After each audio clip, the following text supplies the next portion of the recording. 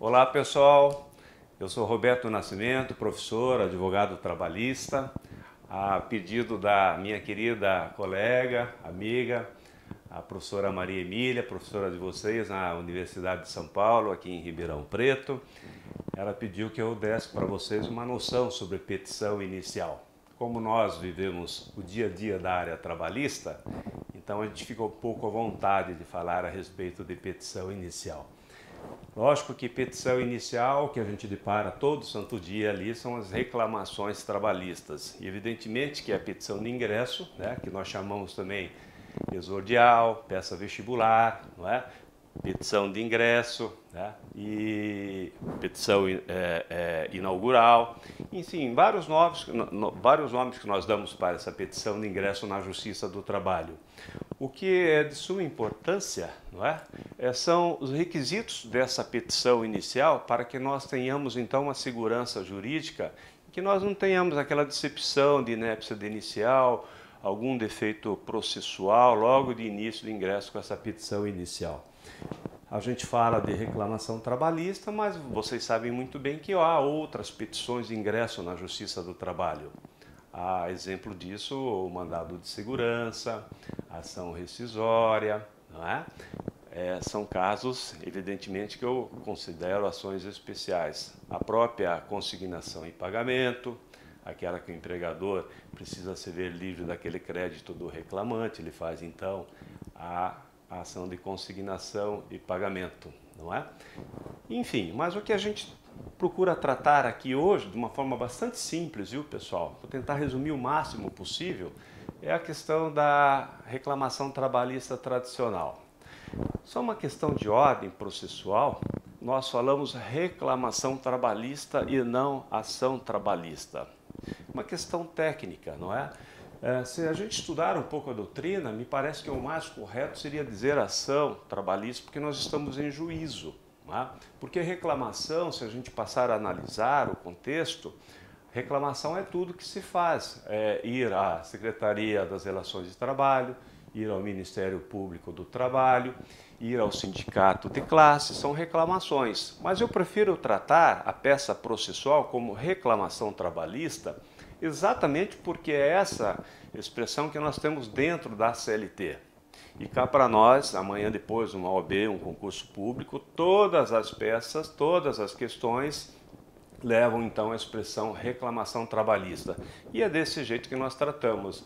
Os atores, reclamante e reclamado. Na prática a gente vê autor e réu, mas eu prefiro tratar exatamente os termos da CLT. Se a gente tratar a petição inicial pela CLT no artigo 840 e seguintes, vocês não vão deparar com autor e réu, sempre reclamante e reclamado, não é? E outro detalhe também, que lógico que a gente vê costumeiramente, vou chutar, 99,99 as demandas promovidas pelo reclamante empregado, né? Reclamante empregador, a gente vê poucas situações dele buscar um ressarcimento contra aquele seu empregado ou contra aquele seu ex-empregado. Vamos tratar aqui então da reclamação trabalhista.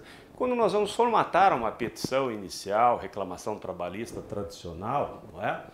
Nós temos que se vincular exatamente no artigo 840 da CLT, que tem lá o parágrafo 1º e o parágrafo 2º.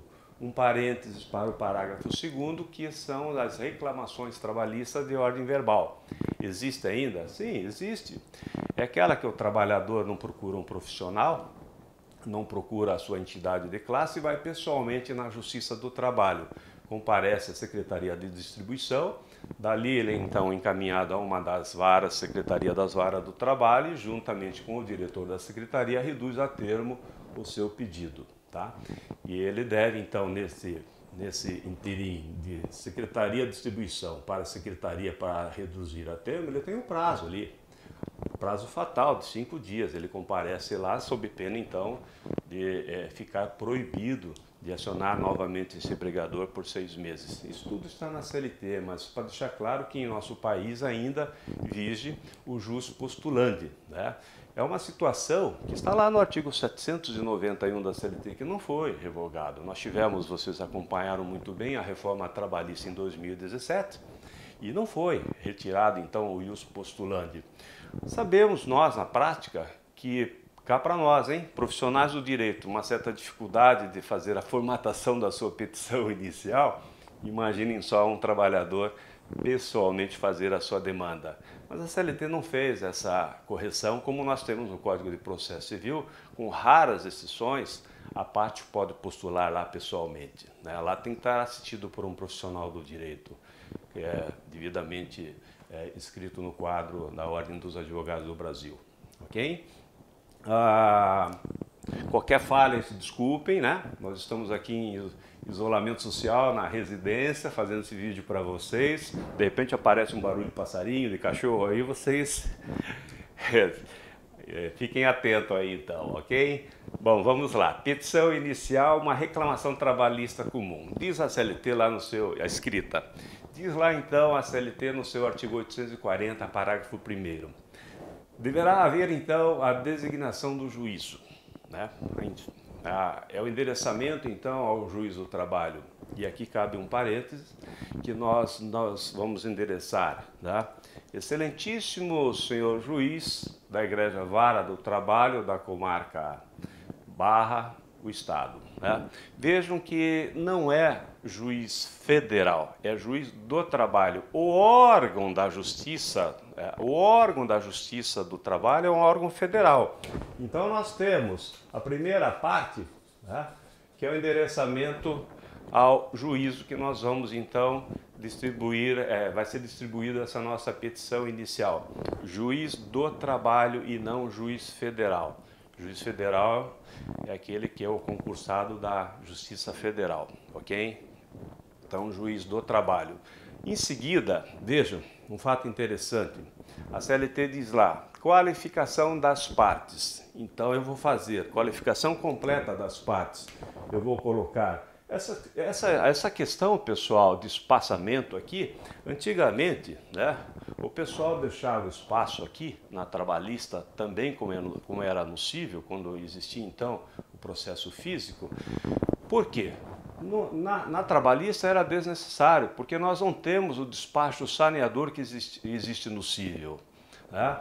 Porque ao ingresso com a petição inicial na área trabalhista, o magistrado vai conhecer da causa em audiência, porque o primeiro ato do recebimento da petição inicial é o diretor da secretaria, que se vocês depois olharem o artigo 841, categoricamente diz lá, ele recebe e faz o encaminhamento então das notificações devidas, tá? Então o juiz conhece, em regra, né, do processo em audiência. Então esse espaçamento sempre foi desnecessário na Justiça do Trabalho, mas seguia-se um vício técnico que existia no processo civil, né? Então eu, particularmente, nas minhas causas, sempre deixei 2, 3 linhas no máximo, mas por questões de estética, sabendo que o juiz do trabalho não pratica o despacho saneador. E aí, evidentemente, que daí o nosso cliente será o A e a qualificação dele será, então, uma qualificação completa.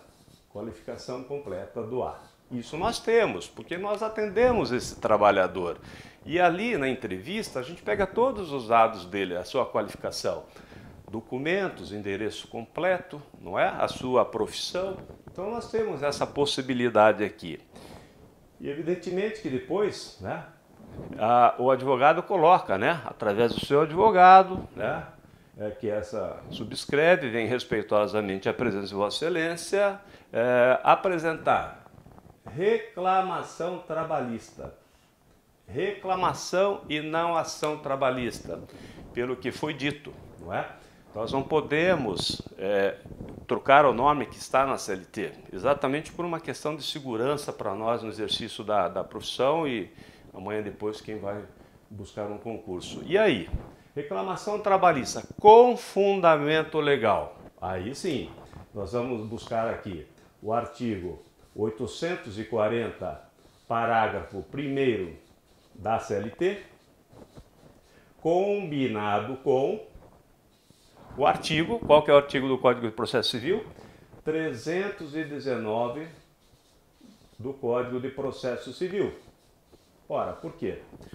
Porque existem fatos, atos e fatos praticados em petição inicial, principalmente as normativas, que têm base legal no Código de Processo Civil. Nós temos a permissão, evidentemente que nós temos a permissão de se valer do Código de Processo Civil. Se vocês observarem lá o artigo 769 da CLT, o artigo 769 da CLT diz que então o Código de Processo Civil, o direito processual comum, é a fonte subsidiária do processo do trabalho naquilo em que não colidir. Então nós temos esse alicerce jurídico do CPC. E com a reforma do Código de Processo Civil em 2015, no artigo 15, também traz essa prerrogativa de nós irmos ao Código de Processo Civil. Lógico, um exemplo muito simples. Ação de consignação e pagamento praticada na Justiça do Trabalho que não tem regulamento dentro da CLT. Ação rescisória. Se vocês abrirem a CLT, diz assim, olha, aqui cabe ação rescisória, viu, pessoal? Nos moldes do Código de Processo Civil, com exceção aqui do depósito prévio. Então vejam que o CPC é muito utilizado dentro da esfera trabalhista e mais as questões de provas, que toda ela, então, a gente estuda o Código de Processo Civil. Eu sempre digo o seguinte, um bom advogado trabalhista é aquele que estuda o Código de Processo Civil, ok? Bom, reclamação trabalhista, aí vem com fundamento legal em face de. É em face e não contra. Quem é contra é o Estado. O Estado recebe e vai contra, tá? Então eu na petição inicial aqui é em face. Bom, aí vem aqui a história da qualificação, né? Mais ou menos completa. Por quê? Vejam, vamos pensar num exemplo. O que a Justiça do Trabalho quer neste momento é que nós passamos aqui corretamente o endereço para chegar lá a notícia de que contra ele existe uma demanda trabalhista. Então o endereço é correto. Ora, mas pera lá, e a razão social? Tem que estar aqui correta, igual diz o Código de Processo Civil? O Código de Processo Civil diz qualificação completa de ambas as partes, não é? Até aqui o Código de Processo Civil não altera em nada o endereçamento e a qualificação aqui da A e a propositura da ação, que aqui, isso aqui também nós estamos aqui criando a nossa estética processual. Bom, eu não tenho aqui na trabalhista, o que interessa é o endereço. Um exemplo muito simples. Cuidado para vocês fazerem alguma sintonia aí, que seria mera coincidência. Vamos pensar de uma trabalhadora, trabalhou numa determinada empresa, Armarinhos Me. Armarinhos Me, tá? Lá na porta da lojinha lá. Daí vocês, advogadas, atendem a trabalhadora e diz, escuta, eu preciso o endereço completo e a razão social.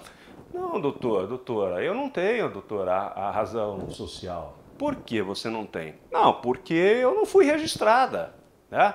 Eu sei o nome que está lá, o nome fantasia lá na porta, lá. Tá lá, ME. O que é ME? Não, o M eu sei o que é, Maria. Aí o E? Não, o E eu não sei. Cuidado com os nomes conhecidos, não é? Mas aí, o que advogado faz? Coloca no polo passivo dessa reclamação trabalhista ME Armarinhos. E o endereço aqui, pelo processo judicial eletrônico, da Justiça Eletrônica, nós temos uma válvula de escape que não precisamos estar indicando lá o CNPJ dessa empresa aqui. Mas o importante é que esse é o empregador. Ele que vem em juízo, o primeiro ato dele passa a ser então a retificação do polo passivo. E lógico, ele vai se defender. Vejam bem, amanhã vocês numa assessoria, olha, esquece que está escrito errado a razão social. Isso é nome fantasia. Não façam isso. A petição inicial, ela está correta aqui, o polo passivo. A parte reclamada aqui, que deve fazer então a correção em juízo, ok?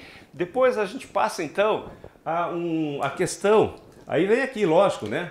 Pelos motivos de fato e de direito a seguir articulados, 2 pontos, ou pelo que passa a expor, ou segundo o que se segue, 2 pontos, tá?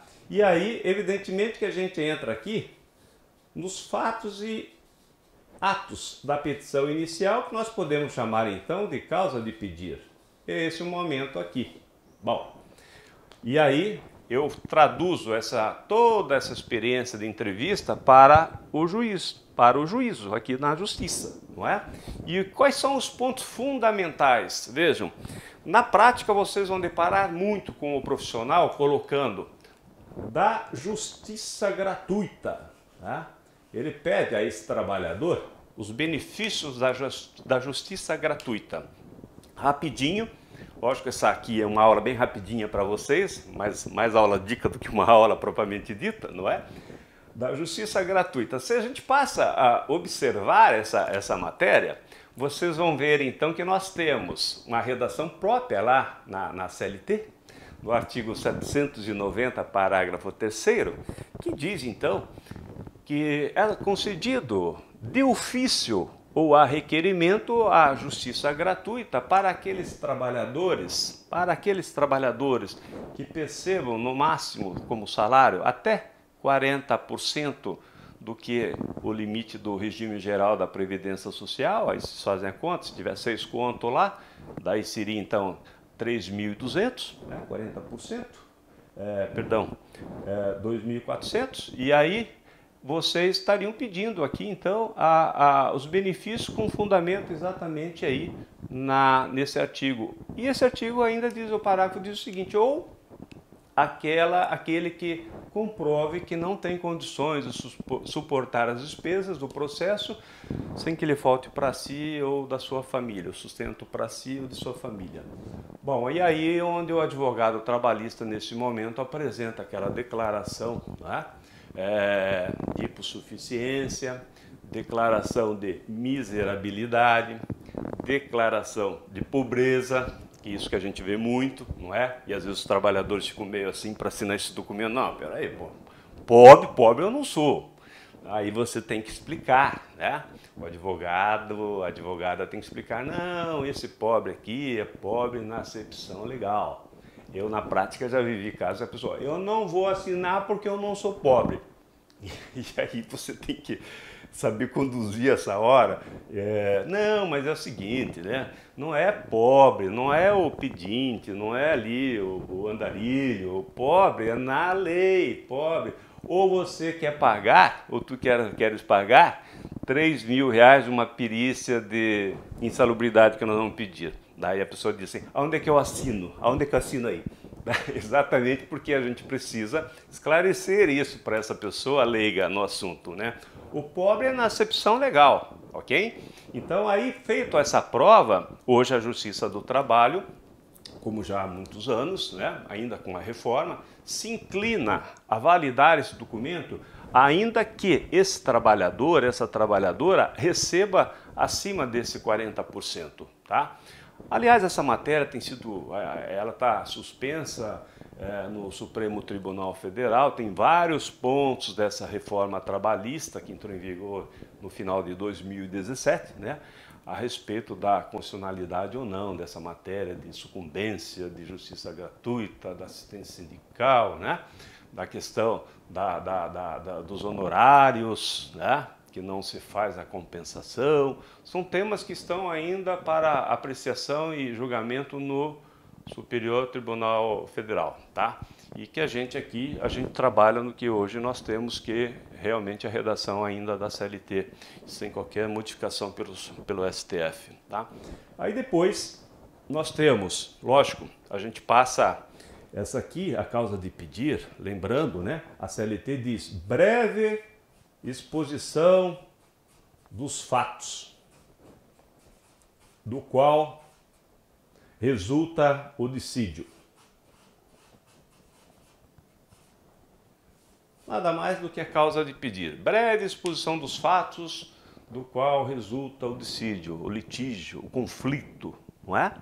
Bom, e aí, isso é causa de pedir. Se vocês olharem o Código de Processo Civil, no artigo 319, lá diz fatos e fundamentos jurídicos do pedido. Vejam que isso não é fato, igual está aqui na CLT, breve exposição dos fatos de que resulta o dissídio. No Código de Processo Civil já traz diferente. Indique o fato e indique a norma jurídica, fundamento jurídico, que nós não temos aqui na CLT. Mas nós somos operadores de direito, nós somos estudantes de direito, então nada mais correto de colocar fato e norma. Lembram da teoria tridimensional do saudoso Miguel Reale, falecido em 2006? Aliás, estudou na USP, foi professor da USP, foi reitor da USP, e essa teoria dele é muito utilizada ainda, né? Quando a gente dá aula, faz palestras, a gente sempre invoca então essa teoria tridimensional, fato, valor e norma. Então eu coloco aqui a redaçãozinha, que o reclamante não tem condições financeiras de suportar as despesas do processo sem que lhe falte para o seu sustento ou de sua família, vírgula, o que faz com fundamento, veja, eu dei o fato, diz que ele é pobre na acepção legal, o que faz com fundamento no artigo, então eu dei a norma, eu valorizei a experiência do que eu fiz a entrevista e trouxe a norma em seguida. Sempre, regra, fato, norma, toda causa de pedir, fato, norma, nunca iniciem, tecnicamente eu acho que é um erro, diz o artigo, reza o artigo. Não, pera lá, o magistrado, não, tudo bem, tá, e aí, ele é ou não é? Conta a historinha. É igual quando a gente abre, por exemplo, um tópico o cliente conversando, que era as horas extras, né? E aí, de repente, o advogado, a advogada coloca lá, reza o artigo 7º, inciso 26 da Constituição Federal, artigo 58 da CLT. Não, peraí, me dá o fato, o que aconteceu? Ele trabalhava que horário, qual que era o limite dele, o que foi contratual? Me fala primeiro o fato, tá? A norma depois até deixa comigo aqui também, mas me dá o fato aqui primeiro, tá? Então é importante que vocês associem sempre, né? Fato, mas norma, numa petição inicial de ingresso, tá? Me parece que seria tecnicamente o correto aí, tá? Vejam que a gente tem, partindo aqui, a gente usa muito, né? Do contrato de trabalho, e aqui nesse momento eu informo a data que ele foi admitida, a função que ele exerceu, né? A questão do salário dele, a remuneração, não é? E aqui o desligamento, como é que foi o desligamento? Se ele pediu demissão, se ele foi dispensado sem justa causa ou por justa causa, tá? Então é o momento que eu faço aqui. Eu acho que toda a petição inicial deveria ter esse tópico do contrato de trabalho, exatamente para que todos tenhamos ali, quem está no processo, conhecimento das informações preliminares dessa relação empregatícia que existiu, tá?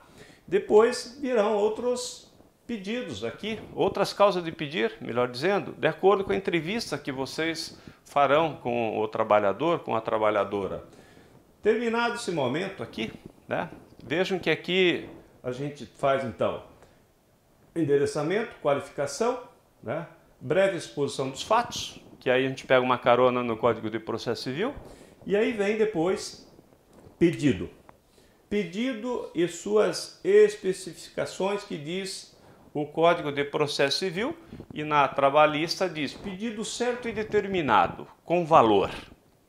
Foi essa alteração que foi então feita pela reforma trabalhista, em que determinou-se que o pedido na Justiça do Trabalho também tem que ter o seu valor correspondente. Cá para nós, já havia uma insatisfação tremenda dos advogados trabalhistas quando veio então lá no ano de 2000 aquela questão do procedimento sumaríssimo. Não sei se vocês se recordam, me parece que o artigo 852 ali da CLT, que traz ali redações a respeito do procedimento sumaríssimo e que exigia, nas causas que não extrapolam, então 40 salários mínimos, pedido com valor. E outro absurdo, e que ali onde entra a palavra citação, porque a CLT toda a citação só está na execução, mas não aqui na parte introdutória de uma ação, de uma reclamação, ali traz também no sumaríssimo citação. Não será feita citação por edital se o endereço não vir corretamente, o processo será extinto. Com a reforma trabalhista, esse artigo manteve-se lá do procedimento sumaríssimo. Com a reforma trabalhista de 2017, trouxe essa obrigatoriedade de pedido com valor, então em todas as causas, tá? Não só mais aquela do sumaríssimo, em todas as causas aqui até do procedimento do rito ordinário, não é? Trazendo então essa determinação com valor. Lógico que é uma insatisfação muito grande dos militantes na área trabalhista. Primeiro que nós no curso nós não temos ciências contábeis, contadoria, não temos aula específica de valores, de cálculo, como elaborar planilhas de liquidação de petição inicial. Então há um repúdio muito grande dos profissionais. Quando eu coloco então o valor, e lógico um valor estimativo, em seguida eu coloco exatamente essa redação. Eu coloco dizendo o seguinte, que os valores informados são de caráter meramente estimativos, que em decorrência dos atos e fatos, as consequências dos atos e fatos do processo, após o trânsito em julgado, os valores serão regularmente liquidados. Entre parênteses, artigo 324 do Código de Processo Civil. Eu não me recordo o inciso, mas é lá que eu pego uma carona nesse artigo e em todos os meus pedidos eu faço essa menção. Tá? O artigo 324 coloca um valor, lógico que a gente tem uma experiência boa na área já, então a gente tem mais ou menos assim noção de cálculo, né?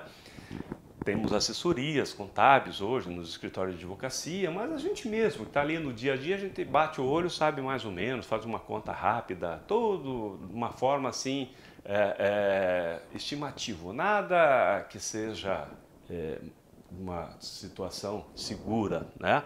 Mesmo porque, cá para nós, vocês concordam comigo que eu vou falar, por que eu tenho que ser aqui perfeito na elaboração de cálculo?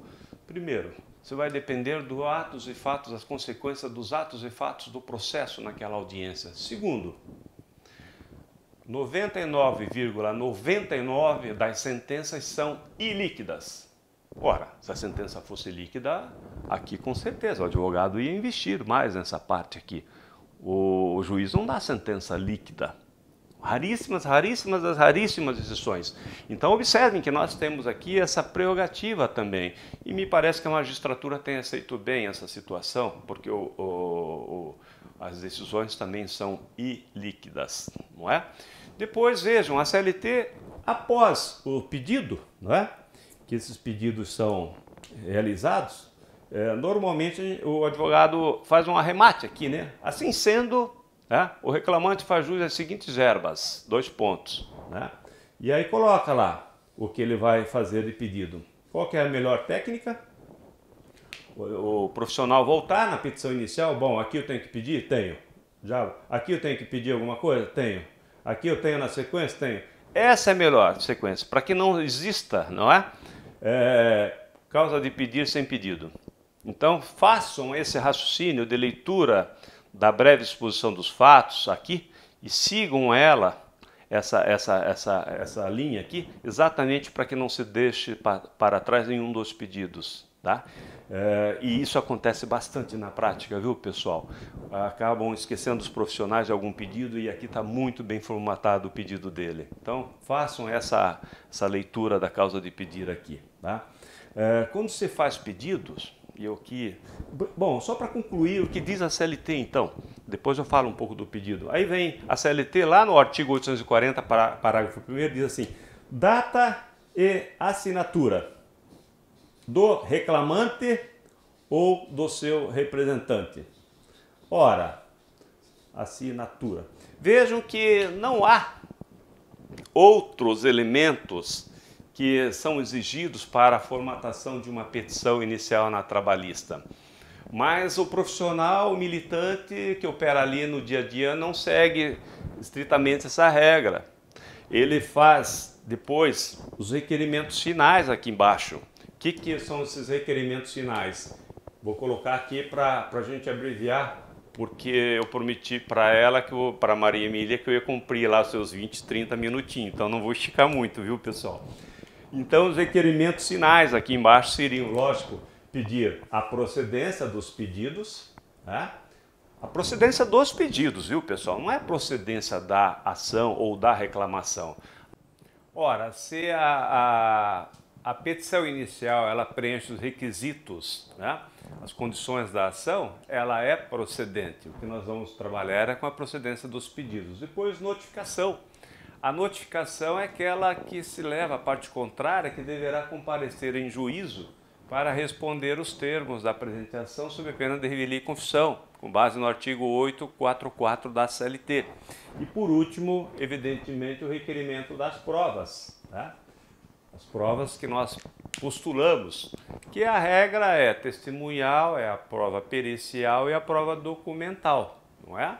E a gente arremata aqui sempre destacando que a gente quer o depoimento pessoal da parte contrária sob pena de confissão. Isso nós temos então na súmula 74 do Tribunal Superior do Trabalho, certo? E lógico, concluindo que vejam que na CLT nós não temos valor da causa como requisito de petição inicial, mas como nós se valemos do Código de Processo Civil, lá tem valor da causa e a gente atribui o valor da causa, que é fundamental para o juiz do trabalho.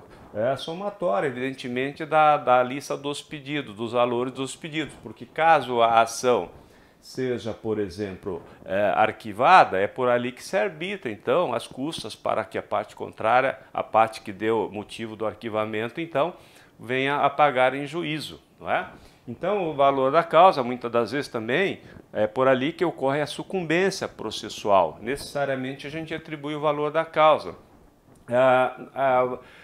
Valor da causa, a única vez que a CLT cita é lá no procedimento sumaríssimo.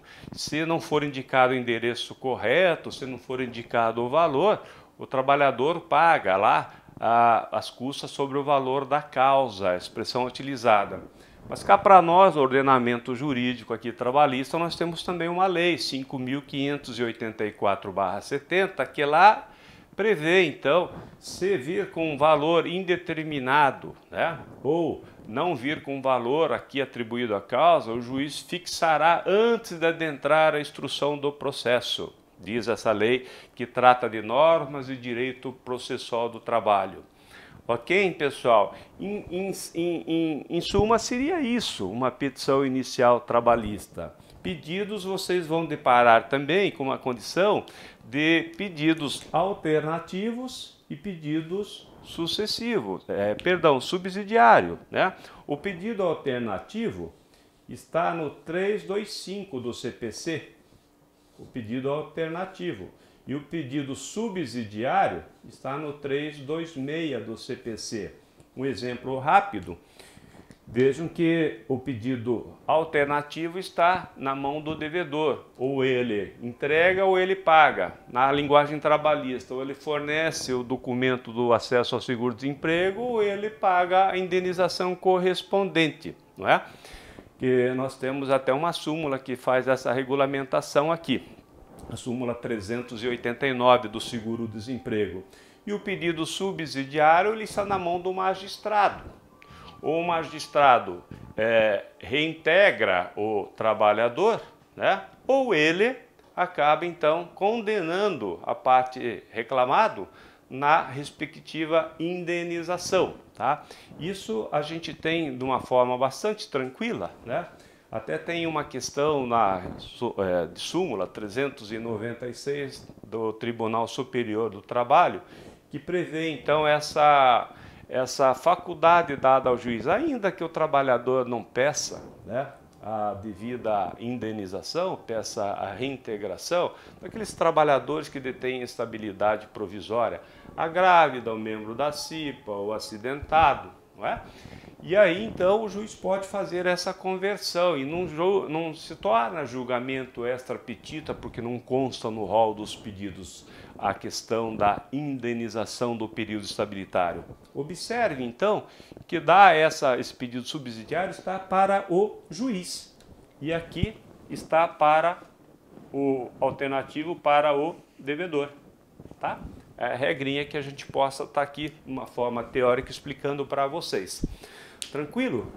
A gente poderia aqui estar falando um pouquinho mais das reclamações trabalhistas com pedido de tutela antecipada, que a gente pratica bastante na trabalhista com o trabalhador dispensado, não recebe nada, tem a prova inequívoca da dispensa, aí o advogado pede para o juiz liberar o seguro-desemprego, liberar o alvará para a FGTS, tá? Mas são questões específicas. O importante é que vocês tenham noção de como é a formatação de uma petição inicial, tá? Eu espero ter atendido aí a expectativa de vocês. A aula é rápida, mas uma noção eu acho que deu para passar para vocês. Desejar a vocês bastante sucesso, né? Neste momento agora também falar um pouquinho, no momento de isolamento social, fiquem em casa, fiquem estudando, para que vocês tenham bastante sucesso na carreira de vocês. Um forte abraço a todos.